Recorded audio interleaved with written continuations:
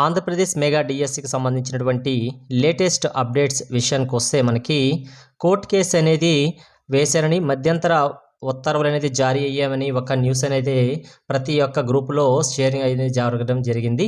అయితే ఏంటి court case, దేనిపైన ఈ కోర్టు కేసు వేశారనే విషయం గురించి చూసుకున్నట్లయితే, కొందరు అభ్యర్థులు అయితే మనకి ప్రతి ఒక్కరికి తెలిసిన విషయమే, ఒకటి కంటే ఎక్కువ పోస్టులకి సెలెక్ట్ అయ్యారనే విషయం తెలిసిందే. కాబట్టి ఎంపికయ్యారని తెలిసిన విషయం తెలిసింది కదా. అయితే మనం అప్లికేషన్ ఫిల్ చేసేటప్పుడే, డిఎస్సి యొక్క అప్లికేషన్ ఫిల్ చేసేటప్పుడే మనం అనేది పోస్టులకు సంబంధించిన ప్రిఫరెన్స్ ఆర్డర్స్ వస్తాయి కదా. అయితే మనకి ఫస్ట్ ప్రిఫరెన్స్ ఏది సెలెక్ట్ చేసుకుంటే అదే మనకి ఫైనల్ అనేసి మనకి నోటిఫికేషన్లో మెన్షన్ చేయడం జరిగింది. ఈ విషయం అనేది ప్రతి ఒక్కరికి తెలిసిందే. అయితే మనం అప్లై చేసుకున్నాము. ఫస్ట్ ప్రిఫరెన్స్ మనం ఎస్జీకి ఇచ్చామా, ఎస్జిటికి ఇచ్చామా, ఎస్ఏకి ఇచ్చామా, టీసీటీకి ఇచ్చామా, ప్రిన్సిపల్కి ఇచ్చామా, ఏదైతే ఇచ్చామో అదే అనేది మనకి నోటిఫికేషన్లో క్లారిటీగా వాళ్ళు మెయింటైన్ చేశారండి. ఈ యొక్క నోటిఫికేషన్లో మీరు ఫస్ట్ ప్రిఫరెన్స్ దేనికి ఇస్తారో అదే మీకు ఫైనల్ అవుతుంది. దీనిని ఎడిటింగ్ ఆప్షన్లో కానీ ఎప్పుడు కూడా చేంజ్ చేయడం జరగదనేసిన విషయం క్లారిటీగా అయితే మనకి నోటిఫికేషన్లో ఇవ్వడం జరిగింది. అయితే కొందరు అభ్యర్థులు అయితే ప్రజెంట్ అయితే మెరిట్ లిస్ట్ రిలీజ్ చేసేటప్పుడు ఒకటి కంటే ఎక్కువ పోస్టులకి ఎంపిక అయ్యారు కదా. అలాగే మొదటి ప్రాధాన్యత కొందరైతే ఎస్జిటికి ఇచ్చుకున్నారు, రెండవ ప్రాధాన్యత ఎస్ఏకి ఇవ్వడం జరిగింది కొందరైతే. అయితే మెరిట్ ప్రకారం అయితే ఈ యొక్క ఫస్ట్ ప్రిఫరెన్స్ అనేది చేంజ్ చేసుకునే అవకాశం ఇవ్వాలని పిటిషన్ వేయడం జరిగింది. అయితే ఇది వాళ్ళు ఏం చెప్తున్నారంటే, నోటిఫికేషన్లో మనకి క్లారిటీగా ఇచ్చారు, cannot be change the preference order అనేసి మన నోటిఫికేషన్లు ఇచ్చారు ఫిల్ చేసేటప్పుడే. అయితే మెరిట్ లిస్ట్ వచ్చినాక చాలామంది అయితే ఎస్జిటితో పోల్చుకుంటే ఫస్ట్ ప్రిఫరెన్స్ ఎక్కువ పోస్టులు ఉన్నాయనేసి ఎస్జిటికి అప్లై చేసుకున్నారు, తక్కువ ఉన్నాయని ఎస్ఏకి అప్లై చేయడం కొద్దిగా మానేశారు. అయితే ఇప్పుడు వీళ్ళు ఒకటి కంటే ఎక్కువ పోస్టులకి సెలెక్ట్ అయ్యేటప్పుడు ఎస్జిటితో పోల్చుకుంటే ఎస్ఏ బెటర్ కదా. కానీ వీళ్ళు ఫస్ట్ ప్రిఫరెన్స్ అనేది ఎస్జిటికి ఫస్ట్ ఇచ్చారు, సెకండ్ అనేది ఎస్ఏకి ఇచ్చారు. కానీ వీళ్ళకి డాక్యుమెంట్ వెరిఫికేషన్కి ఫస్ట్ ప్రిఫరెన్స్ దేనికి ఇచ్చారో దానికి సంబంధించిన యొక్క పోస్టే వీళ్ళకి ఎలక్ట్ చేయడం జరిగింది. ఇలా జరగడం కరెక్ట్ కాదని చెప్పేసి కొందరైతే కేసు ఫైల్ చేయడం జరిగింది అనేసి చెప్తున్నారు. అయితే దీనికి సంబంధించిన ఆర్డర్ కూడాను మనకి ఆల్రెడీ ఈ యొక్క ఆర్డర్ కాపీలు చూసుకుంటే 18 పేజీలు ఉంటాయి కదా. ఈ 13 పేజీలు ఉంటుంది. ఈ 13 పేజీలో లాస్ట్ పేజీలో ఈ యొక్క పిల్ వేసిన సార్ యొక్క నేమ్ ఉంది, కానీ దానిపైన స్టాంప్ కానీ సిగ్నేచర్ కానీ ఏం కూడా లేదు. అది కూడా ఒకసారి మీరు గమనించండి అక్కడ ఉందా లేదండి. అయితే దీనికి సంబంధించినటువంటి అఫీషియల్ ఇన్ఫర్మేషన్ అనేది మనకి ఎక్కడ ప్రజెంట్ అయితే లేదండి. అయితే ఈ యొక్క న్యూస్ ఛానల్లో కూడా ఈ న్యూస్ అనేది ఎక్కడ రాలేదు. దీనికి సంబంధించిన ఆర్డర్ అనేది చూశాను నేను ఆల్రెడీ 13 పేజీలకి, ఆల్రెడీ మీరు కూడా చూసే ఉంటారు. అయితే లాస్ట్ పేజీ 13 పేజీ మీరు చూసుకున్నట్లే అక్కడ నేమ్ ఉంది కానీ సైన్ కానీ స్టాంప్ కానీ లేదు, గమనించగలరు. అయితే ఈ కేసు అనేది ఏమవుతుందో మనకి రేపటి వరకు వెయిట్ చేయాల్సిందే. ఎందుకు అంటే రేపు మనకి ఫైనల్ సెలక్షన్ లిస్ట్ అనేది ఆల్రెడీ రిలీజ్ అయ్యేప్పటికి సిద్ధంగా అయిపోయింది.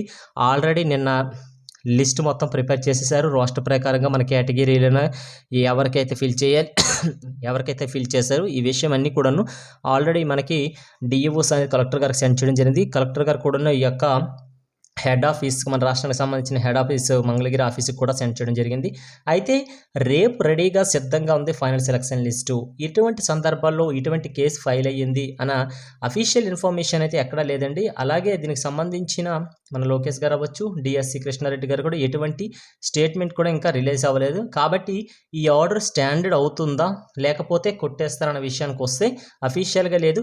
ఒకవేళ దీనిపైన కేసు ఒకవేళ పడినా కూడా నోటిఫికేషన్లో వాళ్ళు మెన్షన్ చేశారు క్లియర్గా, మీరు చూసుకోండి మీ నోటిఫికేషన్లో ఫిల్ చేసేటప్పుడే cannot be change the preference అని ఇచ్చారు. కాబట్టి ఈ కేసు అనేది నిలబడదని అనుకుంటాం. అయితే చాలామంది బాధ ఉంటుందండి, ఎందుకంటే ఎస్ఏతో పోల్చుకుంటే ఎస్జిటి తక్కువగా ఉంటుంది. ఒకవేళ మీరు ఎస్జిటిలో పోస్ట్ చేసిన మినిమం 15 సంవత్సరాల తర్వాత మీ ఎక్స్పీరియన్స్ ప్రకారంగా మీకు ఫర్దర్గా ఎస్ఏకి వెళ్ళాలంటే మీకు కంపల్సరీగా ఆ యొక్క ప్రమోషన్ రావాలంటే చాలా టైం పట్టేస్తుంది. కాబట్టి మీ చేతులారా కూడా ఉన్న ఈ ఎస్ఏ జాబు బెటర్ కాబట్టి ఎస్జిటికి ఎస్ఏతో పోల్చుకుంటే, కాబట్టి చేతులారా చేసుకుంటే అభ్యర్థులకైతే ఆవేదన ఉంటుందండి, కాదని చెప్పను ఈ విషయంలో అయితే. కానీ మనకి ఫస్ట్ ప్రిఫరెన్సే కరెక్ట్గా ఉంటుందని కూడా మెన్షన్ చేశారు. అయితే ఏదైనా కూడా మనకి రేపు ఫైనల్ సెలక్షన్ లిస్ట్ రిలీజ్ అవుతున్నారు కదా. అయితే దీని గురించి ఏదైనా అప్డేట్ వస్తుంది ఏమనేది మనం రేపటి వరకు అయితే వెయిట్ చేయాల్సిందే. అయితే ఎవరు కూడా గందరగోళానికి లోన్ అవ్వాల్సిన అవసరం లేదండి. ఎందుకంటే ఇది 100% అనేది ఇలాంటి కేసులన్నీ కూడాను క్యాన్సిల్ అవుతుంటాయి. ఆల్రెడీ చూసే ఉంటాం చాలా కేసెస్‌లో కూడాను. ఎందుకంటే వాళ్ళక్కడ ఎవిడెన్స్ క్లారిటీగా ఉందండి. ఏంటంటే అది first preference cannot be change అనేసి కూడా వాళ్ళు మెన్షన్ చేయడం జరిగింది. ఈ విషయం ప్రతి ఒక్క అభ్యర్థికి తెలిసిన విషయమే. ఓకే. నెక్స్ట్ నోటిఫికేషన్‌లో క్లియర్‌గా మెన్షన్ చేశారు కదా! కెనాట్ బి చేంజ్ అనేసి. కాబట్టి వాళ్ళు దీని మీద అయితే గవర్నమెంట్ నుంచి అయితే వాళ్ళు ఇటువంటి వాదిస్తారు ఒకవేళ ఏమైనా కేసు ఉంటే. అయితే ఈ ఆర్డర్‌లో అయితే సైన్ లేదు, స్టాంప్ లేదు కాబట్టి అది ఒకసారి మీరు కూడా ఆలోచించండి. దీని గురించి అయితే ఇంతవరకే ఇన్ఫర్మేషన్ తెలుసు మాకు. ఓకే. అయితే ఆల్రెడీ మనము మార్నింగ్ చెప్పేసుకున్నాం ఈ విషయం గురించి. పేపర్ ప్రతి ఒక్క ఆర్టికల్స్ కూడా సంబంధించింది ప్రతి న్యూస్ పేపర్లో కూడా రావడం జరిగింది. ఫైనల్ సెలక్షన్ లిస్ట్ అనేది రేపు విడుదల అవుతుందని చెప్తున్నారు. అది ఏ టైంకైనా రిలీజ్ అవ్వచ్చు. అలాగే 19వ తేదీన ఆ విజయోత్సవ సభలోనే మనకి నియామక పత్రాలు అందజేస్తారని కూడా విషయం కూడా మనకి మెన్షన్ చేయడం జరిగింది. అలాగే దసరా సెలవుల్లోనైతే మీకు ట్రైనింగ్, వెబ్ కౌన్సిలింగ్ ఈ ప్రాసెస్ అంతా కూడాను మనకి ఈ దసరా సెలవుల్లో అయితే కంప్లీట్ అవ్వడం జరుగుతుంది. అయితే అభ్యర్థుల గందరగోళానికి ఏమీ గురి కావద్దండి. ఎందుకంటే ఈ కోర్టు కేసు గురించి అయితే చాలామంది అయితే అభ్యర్థులు భయభ్రాంతులకు అవుతున్నారు. ఎందుకని విషయం కూడా చెప్తాను చూడండి.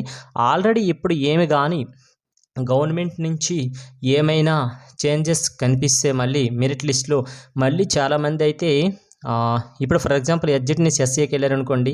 ఎస్ఏలో ఉన్న వాళ్ళ ప్లేసెస్ చేంజెస్ అయిపోయి మళ్ళీ వాళ్ళ ప్లేసెస్ ఎక్కడికి వెళ్తాయో తెలియదు. కాబట్టి ఈ గందరగోళానికి అనేది చాలా గురవుతుంది కాబట్టి చేంజ్ అయ్యే అవకాశాలు అయితే చాలా తక్కువగా కనిపిస్తున్నాయి. కాబట్టి ప్రజెంటు ఈ ప్రాసెస్ ఏదైనా ఇది ఇప్పుడే జరగలేదండి. ఆల్రెడీ మెరిట్ లిస్ట్ ఇవ్వకముందు నుంచే ఈ యొక్క అభ్యర్థుల నుంచి వస్తున్నాయి. గవర్నమెంట్ నుంచి అంటే ఎటువంటి స్పందన అక్కడ అప్పటి నుంచి లేదు. ప్రజెంట్ ఇప్పుడు కోర్టులో కేసు వేశారని అంటున్నారు. వేసే ఉంటారు. కానీ దీనికి సంబంధించిన క్లియర్ ఎవిడెన్స్ అఫీషియల్గా కూడా ఎక్కడ మెన్షన్ చేయలేదు. కాబట్టి ఈ యొక్క కోర్టు కేసు నిలబడుతుందా అనేసి మీ యొక్క ఆలోచన విధానానికి వదిలేస్తున్నారు. నా తరపున అయితే నేను చెప్తున్నాను కోర్టు కేసు అయితే ఇది నిలబడదు. ఎందుకంటే నోటిఫికేషన్లో క్లారిటీగా మెన్షన్ చేశారు కాబట్టి అఫీషియల్గా ఎక్కడ కూడా మెన్షన్ చేయలేదండి. కాబట్టి 100% అనేది అభ్యర్థులు మీరు ఎటువంటి భయభ్రాంతులకు గురవద్దు. మీరు సక్సెస్ఫుల్గా డాక్యుమెంట్ వెరిఫికేషన్ చేసుకున్న ప్రతి అభ్యర్థి యొక్క నేమ్ అనేది ఫైనల్ సెలక్షన్ లిస్ట్లో ఉంటుంది. మీరు ఫస్ట్ ప్రిఫరెన్స్ అనేది దేనికైతే ఇచ్చేసుకున్నారో అదే మీకు ఫైనల్ అవుతుంది. ఓకే. Thanks for watching.